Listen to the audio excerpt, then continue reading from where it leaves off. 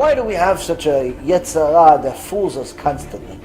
Hashem says, the righteous will ultimately walk with him in Gan Eden. Meaning he'll walk with them like as if he's among them. You'll be right next to me, he says, in Gan Eden. Meaning that the significance that a person can reach is to literally be standing next to Hashem Yitbarach.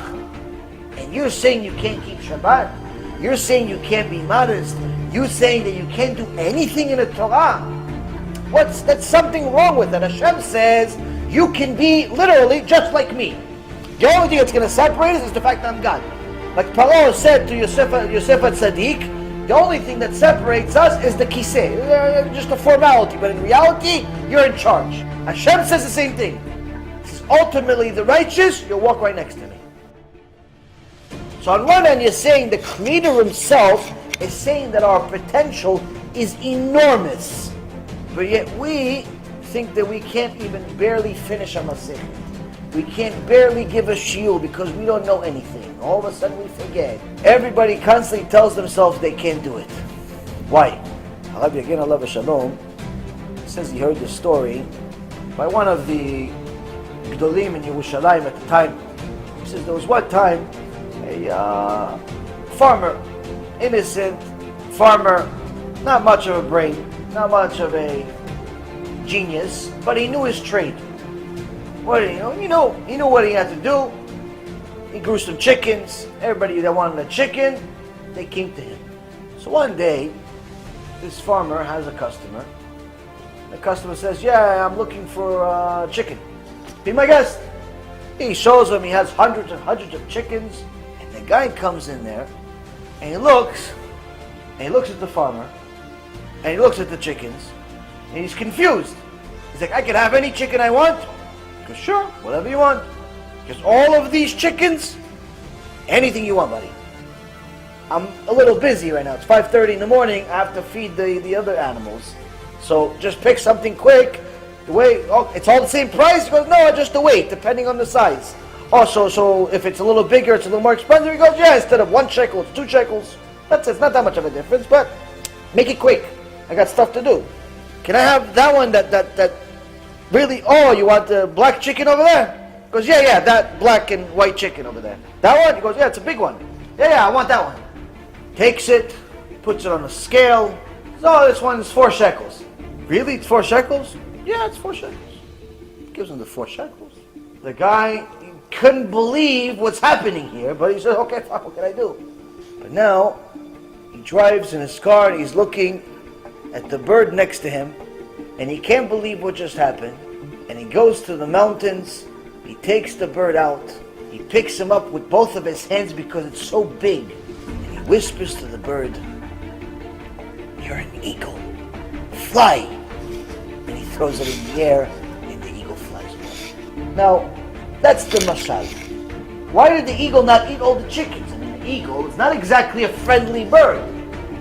If you see eagles, how they treat each other, the battles they have, they literally, one of them has to die when they have a battle in the air, and they keep dropping at 60, 70 miles per hour all the way to the ground, unless they separate. Eagles are vicious animals. Why don't the eagle just eat all the birds? If you ever see an eagle, the wings of an eagle can reach, I'm talking about huge mountains from here to there. Huge.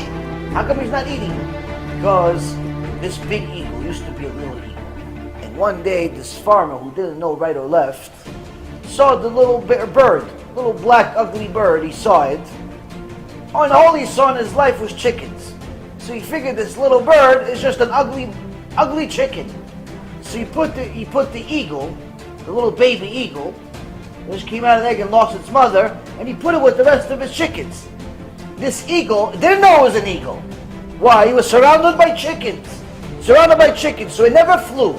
It never thought it was different. There's no mirror that says, oh, you're an eagle. The guy is an eagle, but he thinks it's a chicken. So he never uses his wings, and he just jumps up and down, just like all the chickens. 1 year, 2 years, 3 years, 4 years, and he happens to be a really big chicken. He never tried to fly. Until the guy that bought him for 4 shekels whispers in his ear and says, you're an eagle. Fly. and he pushed him and forced him to fly.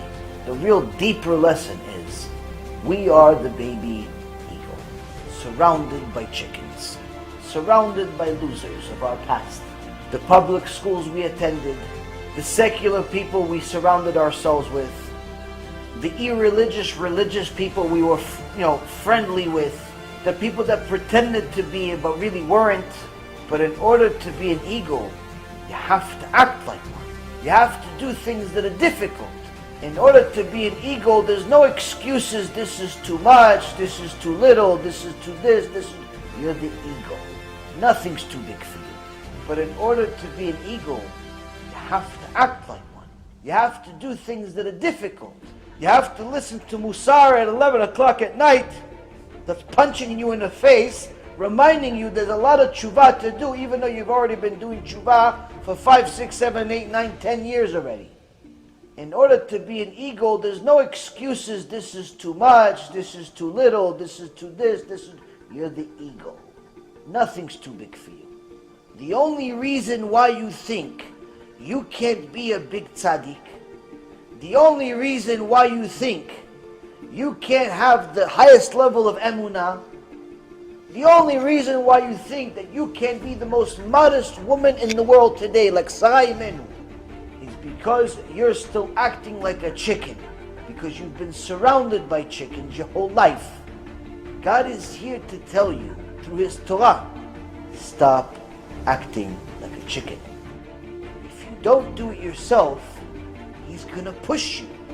He's going to throw you off the mountain and force you to become the eagle that you really are. One way or the other, you have to become an eagle. It's better you decide for yourself sooner. But one way or another, you're flying. An eagle is not afraid of Musar.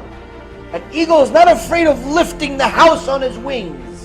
An eagle is not afraid to fly all the way to the heavens. The eagle flies into the heavens, the Chachamim say, until his wings start burning. The eagle flies even though he knows it's dangerous. Why? Because that's the way of being an eagle. You want to be a Jew, the son or daughter of Hashem, you have to be an eagle. The fact that you come from a past doesn't mean anything. Avraham Avinu came from a worse past than you. You couldn't have a worse past than Avraham Avinu. But he became Avraham Avinu. Yes, it's difficult. When you're going to serve Hashem, Avodat Hashem requires hard work, requires pain, requires Mesirut Nefesh.